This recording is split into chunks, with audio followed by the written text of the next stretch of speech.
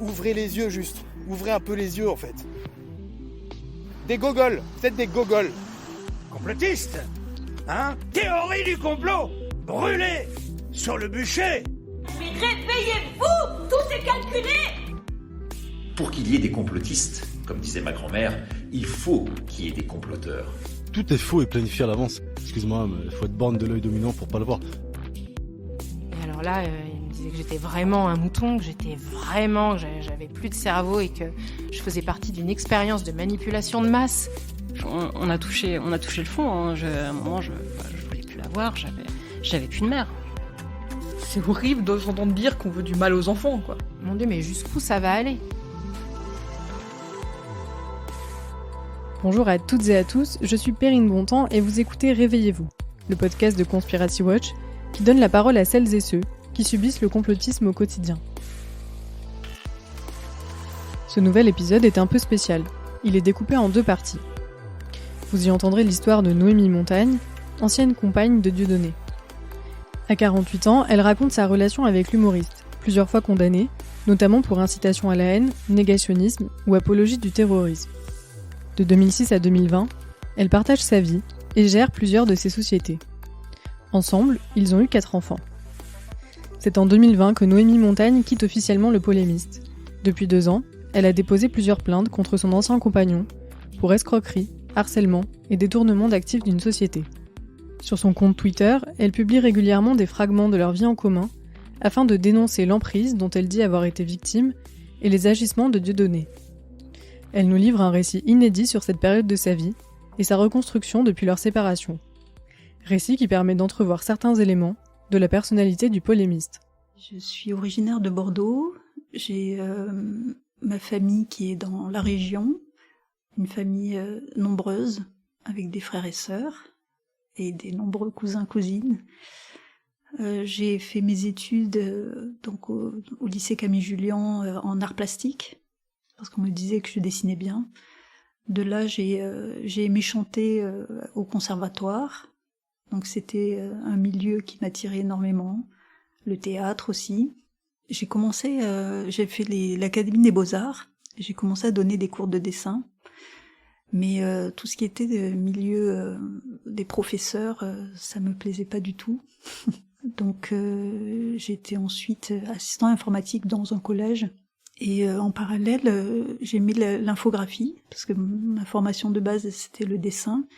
Et je me suis formée toute seule, donc je faisais des affiches, des choses comme ça. J'étais assez instable émotionnellement dû à des choses de mon enfance qui m'ont construite ainsi. À 18 ans, Noémie Montagne donne naissance à son premier enfant. Et à 24 ans, elle accouche de son deuxième. Sa rencontre avec Dieudonné n'a lieu que plus tard, en 2006. À l'époque, il est l'un des humoristes les plus connus, mais aussi l'un des plus controversés en France.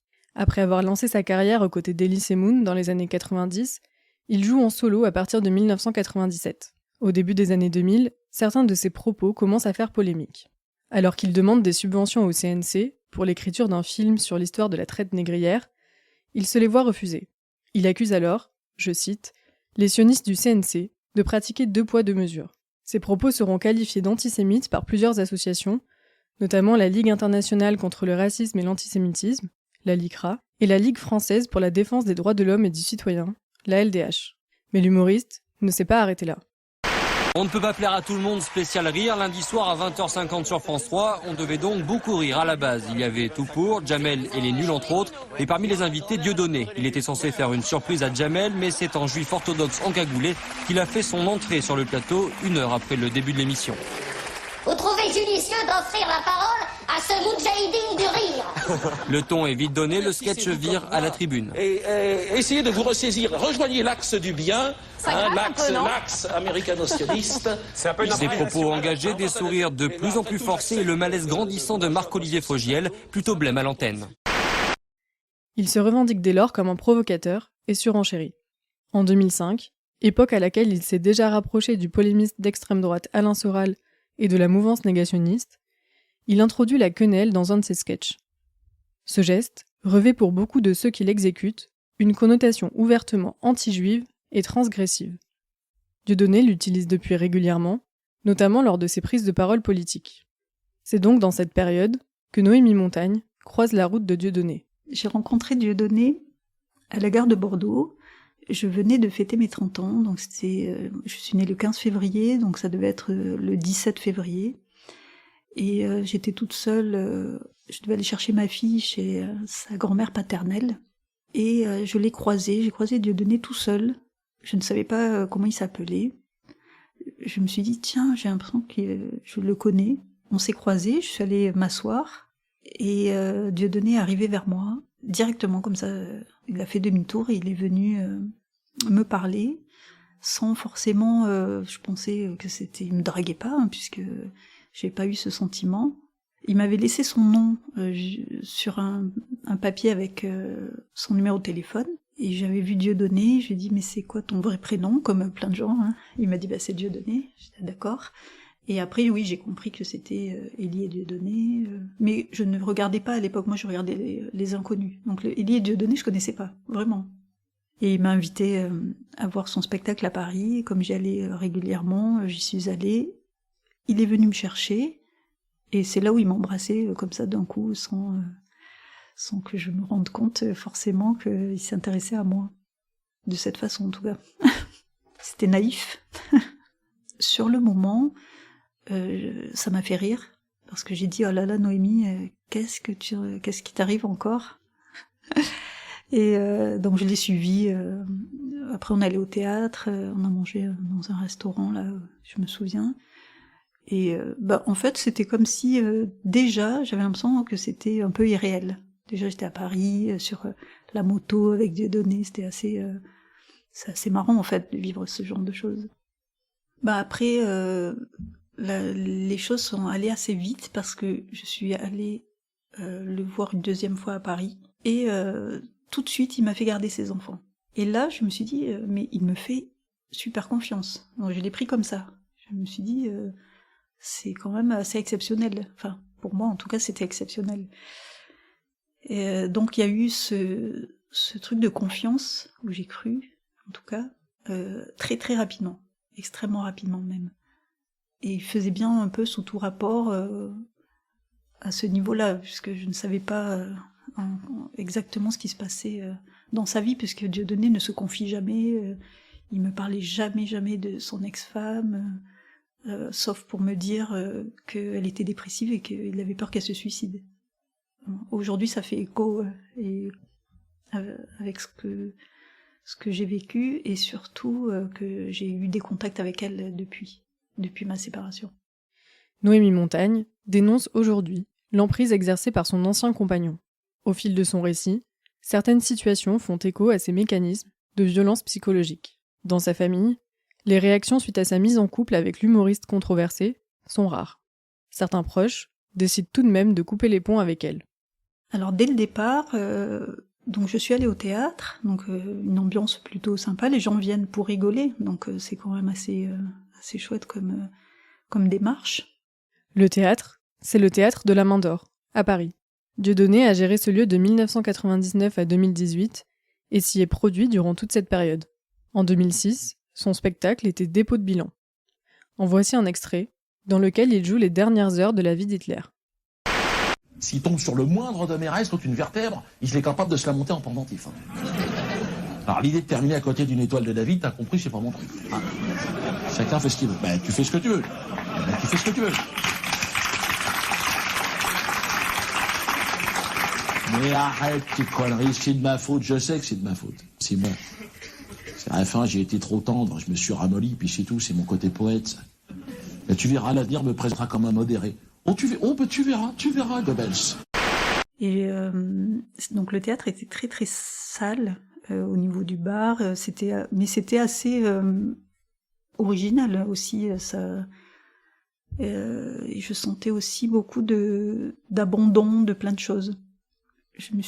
Un moment, le barman, si on peut appeler ça comme ça, qui était un vieux monsieur, était absent, donc je me suis mis derrière le bar. Ça a commencé comme ça, et j'ai vendu quelques boissons. Et à la fin, j'ai donné l'argent à Dieudonné. Et là, il me dit, mais comment ça se fait que tu me donnes tout ça alors que d'habitude j'ai rien pratiquement. Enfin voilà, la recette avait été montée par 10, je crois.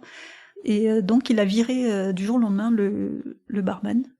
Et c'est comme ça qu'il m'a dit tu t'as qu'à t'occuper du théâtre. Donc moi j'ai dit super. C'est comme ça que j'ai fait venir des musiciens. Il y avait un piano à queue, donc moi j'aimais beaucoup tout ça. Donc on faisait des soirées jazz. Voilà, moi c'était plus le rôle que j'avais au début. Et pendant ce temps, au début on habitait dans la rue pratiquement du théâtre. Et après il m'a dit écoute, il faut qu'on aille vivre dans son ancienne maison avec son ex-femme, mais elle y habitait toujours, et moi, il était hors de question que j'habite dans cette maison, pour moi c'était affreux. Donc on a habité dans les bureaux, dans le siège social de la société de Dieudonné, qui était Boni Production, qui est devenue ensuite Production de la Plume. Mais tout ça, ça s'est fait, on peut dire, un peu rapidement, et en même temps, c'est insidieusement, on va dire, parce que 2006, je rencontre Dieudonné. 2007, j'ai accouché de Plume. Et en 2008, je crois, on est parti habiter à 1 heure de Paris. J'avais pas le permis de conduire, en pleine campagne. Et j'étais enceinte après, coup sur coup, pendant 4 ans. Et c'est là où il m'a dit t'as qu'à monter société, t'inquiète pas, il y aura les avocats. Mais j'avais jamais monté de société, quoi. Donc c'est arrivé comme ça, tout doucement. Toujours dans l'optique de la famille. C'est comme ça que ça a démarré en fait.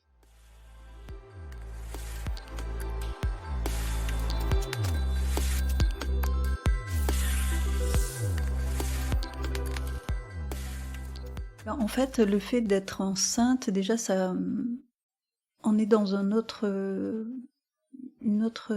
dynamique aussi. J'ai perdu ma mère en 2008, ouais c'est ça, j'étais enceinte de mon fils, ou en 2009, début 2009, je sais même pas, vous voyez, les dates c'est très compliqué pour moi. Et donc il y avait une logique aussi pour moi de vie en fait, de me dire bon j'ai perdu ma mère mais je vais faire des enfants, la vie, voilà, il y a une espèce de dynamique qui se met en place de survie, hein, parce qu'il faut, et en même temps il y avait aussi le côté où je voyais que Dieudonné était très mystérieux, secret, et qu'il mentait déjà, je m'en étais rendu compte.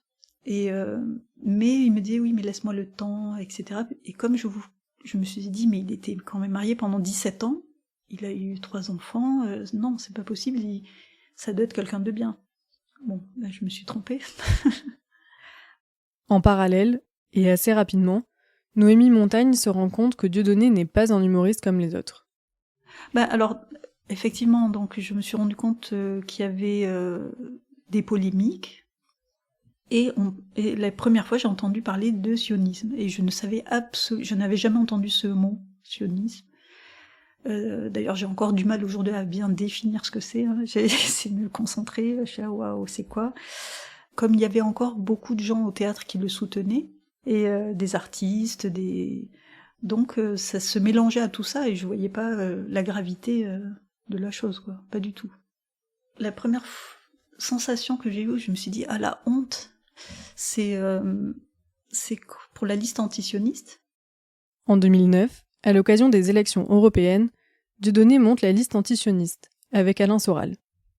Composée de 26 noms, en grande partie des membres de son entourage, on y retrouve par exemple Yahya Gouazmi, fondateur du parti antisioniste et du centre Zara, ou encore l'influenceur complotiste Christian Cotten.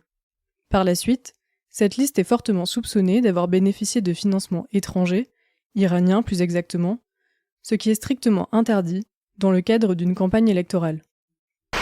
Non, alors j'ai été très vigilant. Nous avons été, moi et l'équipe de campagne, extrêmement vigilants sur le fait qu'il n'y a absolument aucun antisémite dans la liste. Vous pouvez le constater par vous-même, il y en a.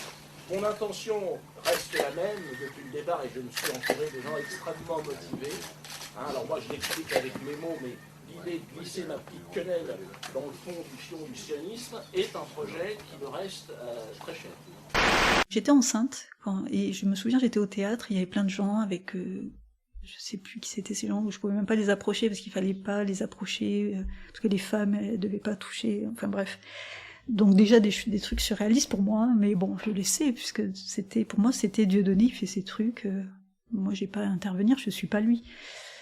Et donc ils faisaient leur liste, et apparemment, si mes souvenirs sont bons, il fallait un homme, une femme, un homme, une femme.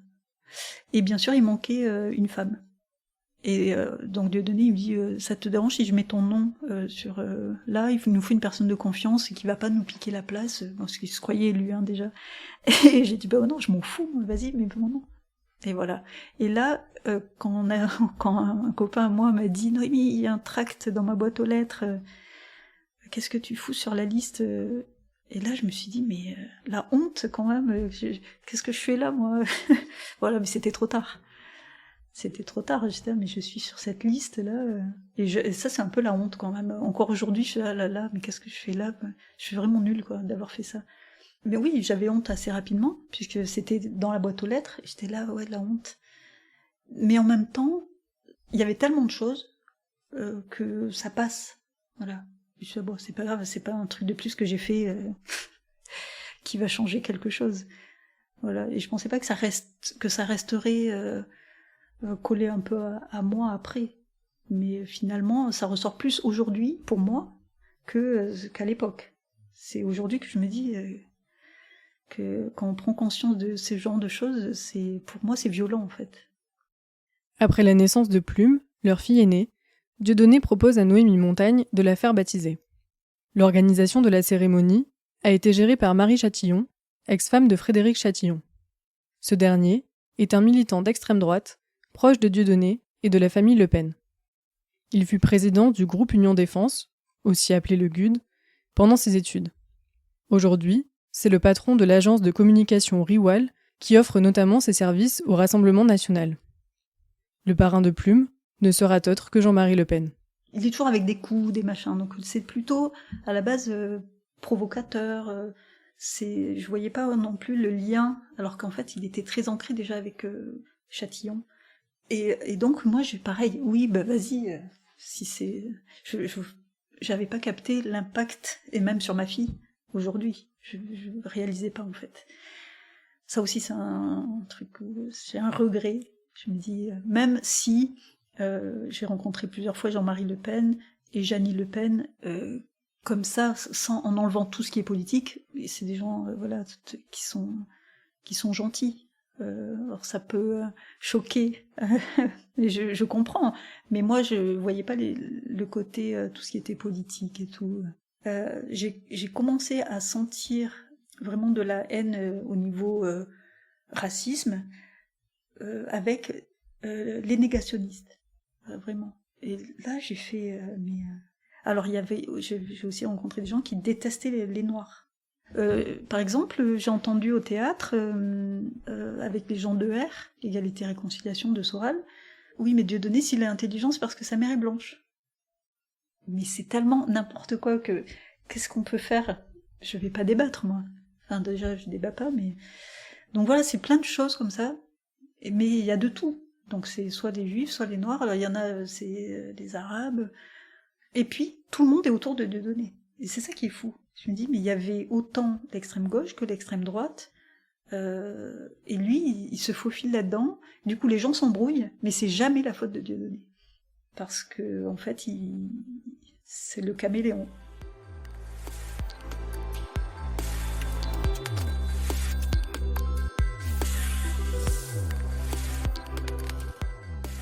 Le polémiste multiplie les provocations, notamment en s'affichant ouvertement aux côtés du négationniste Robert Forisson. Et après, ça commence à se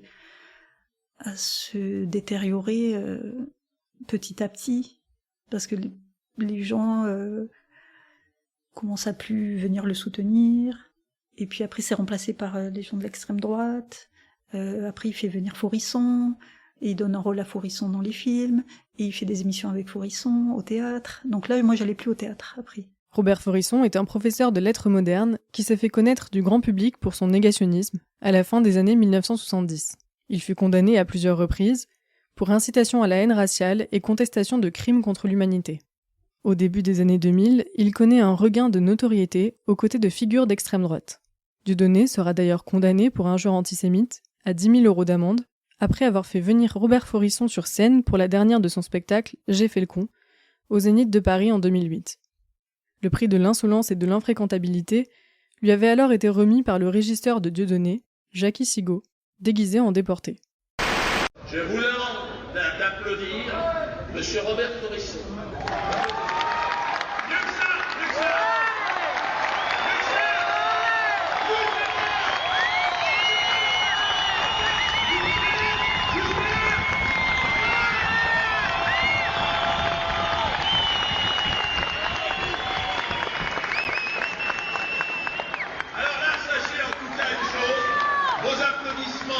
Vont retentir, vous verrez dans les médias dès demain matin, peut-être même jusqu'à assez loin.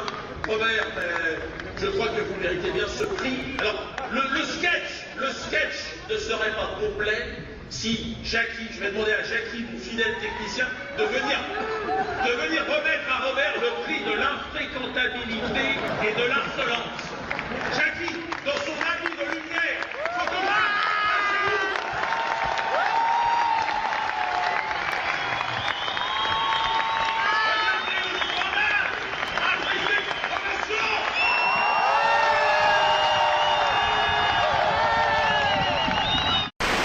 il y avait trop Soral qui commençait à grossir aussi en même temps, parce qu'ils se servaient les uns des autres.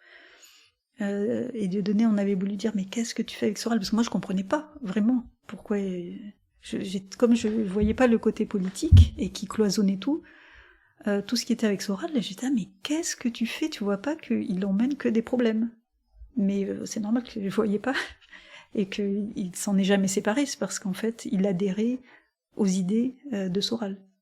Alain Soral, dont nous avons déjà parlé plusieurs fois dans Réveillez-vous, est un polémiste d'extrême droite, fondateur d'Égalité et Réconciliation, et condamné à de multiples reprises, notamment pour injures raciales ou antisémites, apologie de crimes de guerre et contre l'humanité, et négationnisme. Là, j'arrête simplement, excusez-moi, parce qu'on est en train de regarder... C'est pas pour nous. Apparemment, ça nous est pas adressé, ce qui est quand même étrange. Alors moi, je voudrais m'adresser à nos frères non-juifs, à nos sœurs non-juives.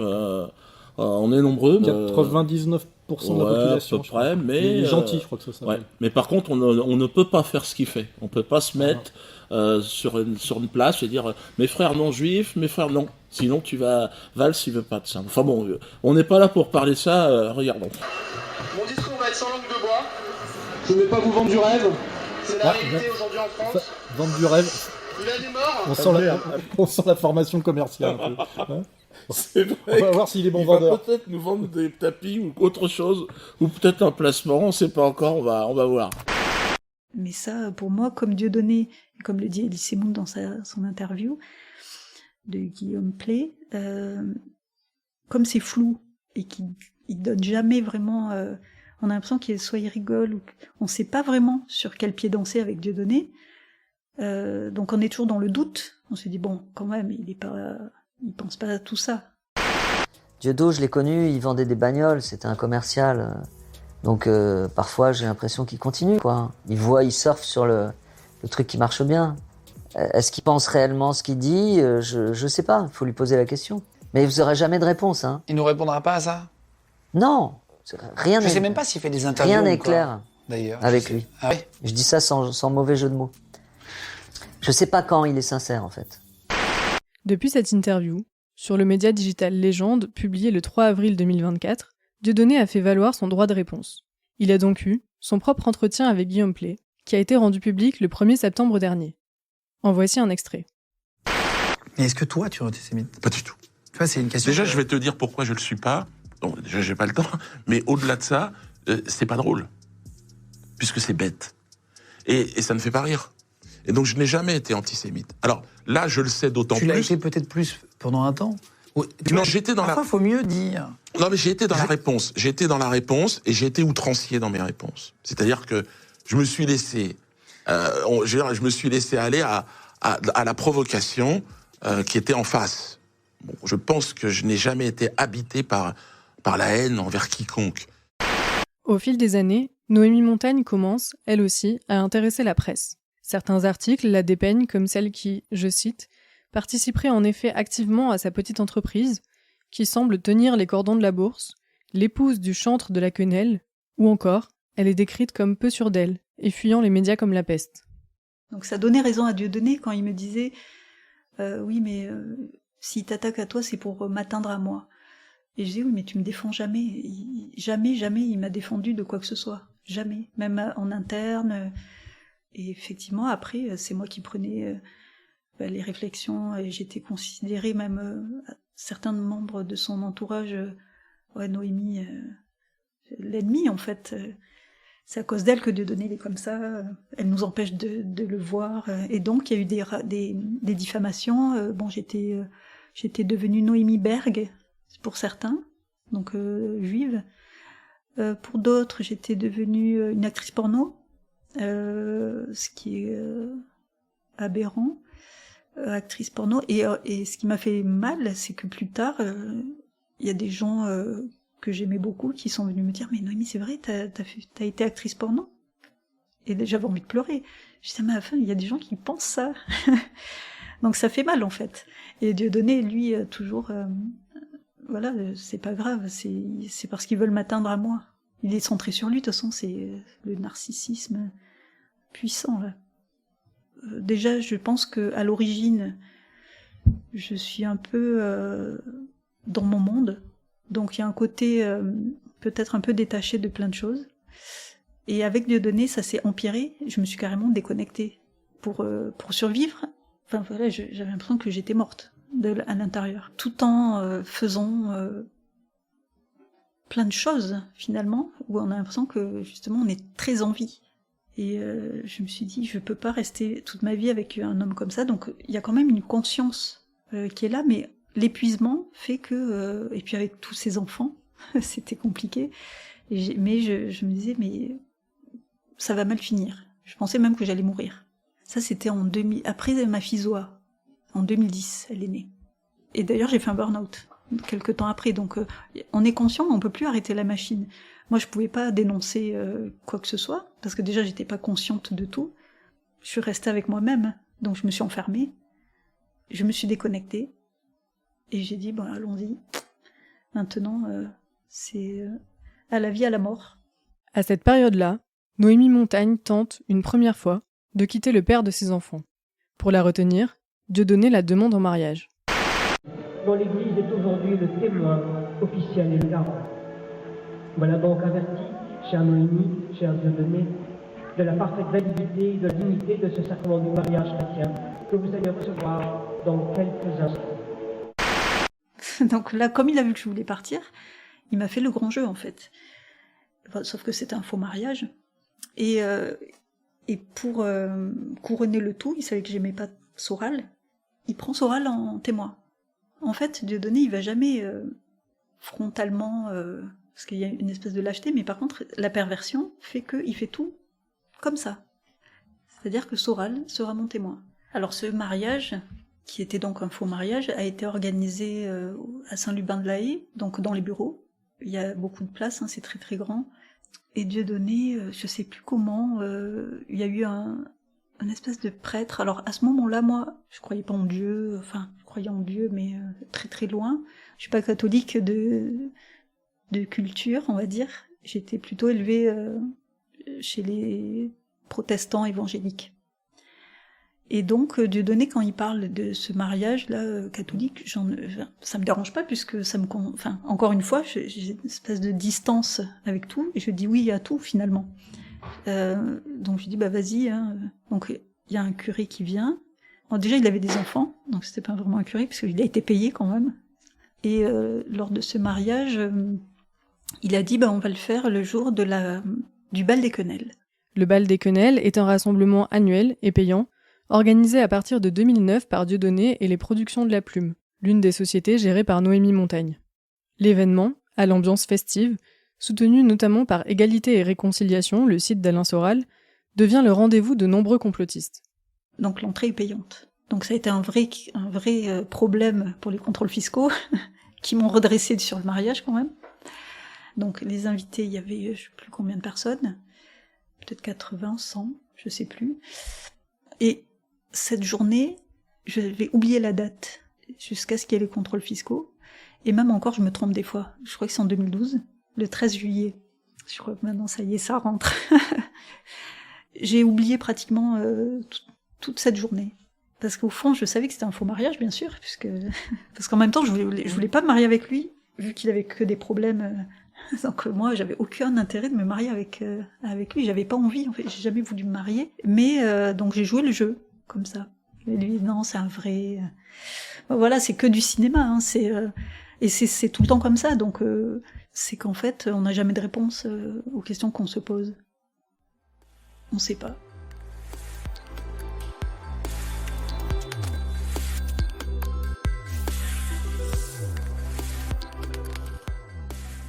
À partir de 2012, certains politiques, alertés par des associations comme SOS Racisme et le CRIF, prennent position contre les spectacles de l'humoriste. Ces derniers sont jugés antisémites et relevant plus du meeting politique que du spectacle vivant. En 2013, Dieudonné présente un nouveau seul en scène, Le Mur, dans lequel il s'attaque au présentateur de France Inter, Patrick Cohen, comme le révèlent ses extraits de compléments d'enquête, filmés en caméra cachée. C'est parti pour un show d'1h20 au programme, des quenelles bien sûr, un humour acide, et Christiane Taubira, ici aussi, comparée à un singe. Christiane Taubira, elle était nette. Elle a fait toute sa carrière sur la pleurniche des Noirs. Ouais, donc elle a dit François, enfin, il a dit écoute, Chita, fous le camp. Mais ce qui obsède l'artiste, ce sont décidément les juifs. Au détour de la plupart de ses sketchs, des salbes antisémites, jusqu'à cette charge contre Patrick Cohen, l'animateur de France Inter, qui voudrait interdire l'humoriste d'antenne. Tu vois, lui, s'il m'entourne, je suis pas sûr qu'il ait le temps de faire ses valises. Moi, tu vois, quand je t'entends parler de Patrick Cohen, je me dis, tu vois, les chambres à gaz.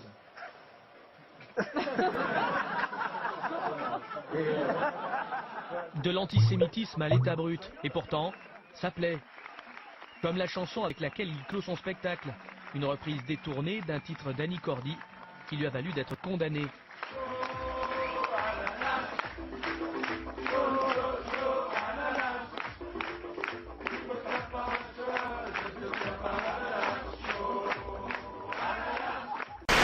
Cette même année, Manuel Valls, alors ministre de l'Intérieur, lance une offensive afin d'interdire les spectacles de l'humoriste, allant jusqu'à adresser une circulaire au préfet. Le seul soutien politique dont bénéficie alors Dieudonné est le Front National. Dans cette bataille judiciaire, les comptes personnels et des sociétés du polémiste ont été passés au crible. Noémie Montagne a ainsi été visée dans le processus, étant gérante de la plupart des comptes en question. Et la compagne de Dieudonné entendue ce soir, on l'a appris tout à l'heure, à la gendarmerie d'Annette, c'est en Eure-et-Loire. Elle est entendue sous le régime de l'audition libre. Elle n'est donc pas placée en garde à vue. Son audition fait suite à la visite d'un huissier à son domicile lundi soir. Le couple est effectivement visé par une procédure de recouvrement, visite qui aurait en fait dégénéré. Elle raconte comment elle a vécu cette période. En fait, comme il parle tout le temps de lui, de ses projets, de ce qu'il fait, de ce qu'il a provoqué. C'était habituel. Il n'y avait rien de nouveau en fait. Au contraire, il a une espèce d'excitation, parce que comme il vit de ça, du chaos finalement, en fait lui, on sent qu'il est content. C'est bizarre, hein, mais et d'un autre côté, on se dit bon, c'est vrai que c'est lui qui est visé, donc on se dit mais il est trop fort de le vivre comme ça. Et alors que moi, j'étais en première position quand même au niveau des sociétés, mais je le voyais pas du tout comme ça. Je me dis non, et lui il me disait non mais c'est moi qui vole, t'inquiète pas. Ben si, en fait, j'aurais mieux fait de m'inquiéter plus. Mais c'est toujours, il brouille les pistes en fait, pour pas qu'on soit trop conscient de tout. Ben, je disais, si c'était à refaire, c'était les doigts dans le nez, parce que j'étais complètement à côté du truc, quoi. Ça m'a rien fait. Et d'ailleurs, les gens, quand j'arrivais au bureau, ils me disaient « Mais Noémie, comment vous faites pour tenir ?» Parce qu'apparemment, ça parlait en boucle, mais j'avais pas la télé, moi. Donc, je m'en foutais. Mais je pense que là, ouais, c'est encore plus déconnecté. J'étais déconnectée. C'est juste un jour, mon père, qui m'appelait jamais, hein, parce que j'ai pas trop de lien avec lui, qui m'avait appelé, oui, il était furieux, pas contre moi, ils disent ça, et moi je savais pas. Donc j'étais là, je me dis, l'autre il m'appelle pour me dire un truc que je m'en foutais en fait. Par contre, aujourd'hui, avec le recul, les perquisitions, la police, tout le temps il y avait la police, les enfants qui avaient peur. Je me rends compte que maintenant, Et c'est pour ça que la violence, elle vient comme un boomerang. C'est tout d'un coup, tout en même temps. C'est pour ça que ça a été très dur ces dernières années. Au fil de son témoignage, les propos de Noémie Montagne permettent de mieux cerner la personnalité de Dieudonné. Elle est notamment revenue sur l'imaginaire complotiste qui gravite dans les discours et les prises de position du polémiste. Un imaginaire également présent dans l'intimité. Au niveau du complotisme, c'est vrai que, comme tout le reste, il y a plein de choses qui gravitent autour de Dieudonné. Donc ça fait partie de sa construction à lui, de sa personnalité, de comment il construit ce qu'il y a autour. Et effectivement, avec Soral, c'était les Juifs contrôlent le monde, avec les banques, c'est que des Juifs. Il y a une anecdote qui venait empiéter sur le quotidien, c'est quand j'emmenais les enfants chez un médecin. C'était quand même un truc de fou. Il voulait toujours savoir si le médecin était pas juif. Et là, j'ai fait, mais il est grave. Et donc, il voulait jamais... il me disait, non, il faut changer. Je disais, ben non, c'est n'importe quoi. Ça va loin, en fait, dans son délire, parce qu'il y a de la paranoïa en permanence. On peut pas vivre comme lui. Enfin, moi, personnellement, je pouvais pas suivre tout son truc, quoi. Je disais, non, mais il nous enferme, en fait, à force. C'est dangereux. Alors Dieudonné, comme je le disais, pour les blagues, il teste sur son entourage. Et aussi tout ce qui est complot. Et j'ai un exemple, donc au Théâtre de la Main d'Or, il y avait le barman d'ailleurs, qui faisait des spectacles aussi, et il était parti sur la Terre est plate. On pourrait penser que c'est une blague, enfin, moi encore une fois, et ça, hallucinant, mais Dieudonné était venu, il y avait un peu testé autour de nous, l'équipe au bureau, pour dire oui, mais quand même... Et là, il a vu que personne ne prenait, quoi, personne. Ça, non mais arrête, pas les... Mais il testait aussi sur nous la capacité à adhérer ou pas à des choses. Donc la Terre est plate, ça n'a pas marché. Mais il y a d'autres choses où ça influence, voilà, comme son plus gros truc, c'est quand même les Juifs dominent le monde. Il y a aussi tellement de choses. La Lune. Donc lui, il pense qu'on n'est pas allé sur la Lune. Alors même s'il le dit en sketch, en rigolant, non, au fond de lui, il pense que c'est de l'arnaque. Il y a ça. Il y en a plein, en fait. Le 11 septembre, ça c'était pas mal aussi, et toujours d'ailleurs. Ça c'est, il y a les vaccins, en fait tout.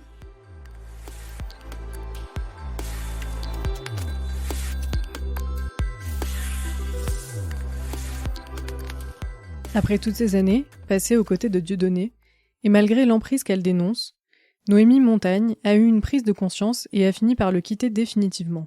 Il me disait tout le temps, pour me maintenir dans une attente permanente, dans 2 ans, t'inquiète pas, je vais arrêter les spectacles, etc. Mais c'était tous les ans, il me le disait. Dans 2 ans, dans 2 ans. Et moi, j'étais vraiment arrivée au bout de mes forces sur plein de choses.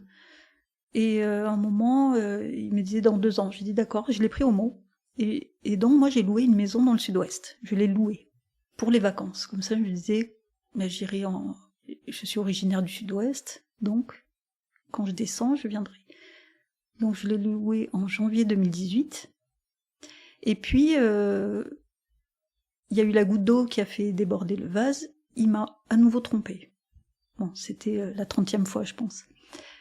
J'ai dit, moi, je vais vivre avec les enfants dans le sud-ouest. Et puis, voilà. Donc je suis partie en août, un peu précipitamment parce que j'avais encore découvert qu'il me mentait. Je suis partie et là, pour moi, j'avais un peu l'habitude de lui pardonner. Donc il venait tous les 15 jours. Je sentais qu'il y avait un énorme malaise et puis il me tenait le discours, mais non, c'est toi, Mais en fait, il me faisait payer le fait d'être partie, mais ça, il le dit jamais. Et puis à un moment, donc dans ce truc qui a dégénéré, Mes enfants sont partis là-bas une fois et Plume a découvert des choses, et surtout que son père mentait. Et elle est revenue ici et elle a commencé à me dire « Maman, t'es bête ». Je savais que j'étais... Mais je pensais pas que mes enfants voyaient, en fait. Exceptionnellement, vous retrouverez la suite de ce témoignage dans un prochain épisode. Après avoir déroulé sa vie commune avec Dieudonné, Noémie Montagne reviendra sur sa séparation et la reconstruction qui a suivi. Vous venez d'écouter Réveillez-vous, le podcast de Conspiracy Watch. Cet épisode a été écrit, monté et réalisé par Perrine Bontemps, préparé avec l'aide de Victor Motin. Vous pouvez retrouver tous les épisodes sur vos plateformes d'écoute préférées et n'oubliez pas de vous abonner pour être averti des prochaines sorties. Si vous aimez le podcast, vous pouvez le partager et nous laisser 5 étoiles pour le faire connaître. Conspiracy Watch a besoin de vous. Pour continuer à produire nos contenus originaux et en développer de nouveaux, nous lançons une levée de fonds. Pour y participer, rendez-vous sur notre page Ulule. Merci pour votre écoute et on se retrouve à la fin du mois pour la suite de ce témoignage. Vous avez entendu les voix de Dieudonné et d'Alain Soral, ainsi que des extraits de l'émission On ne peut pas plaire à tout le monde sur France 3, d'une conférence de presse à l'occasion des Européennes de 2009, des interviews d'Elie Semoun et Dieudonné sur le média Légende, d'un complément d'enquête sur France 2, d'un JT de BFM TV, ainsi que plusieurs extraits des spectacles de Dieudonné.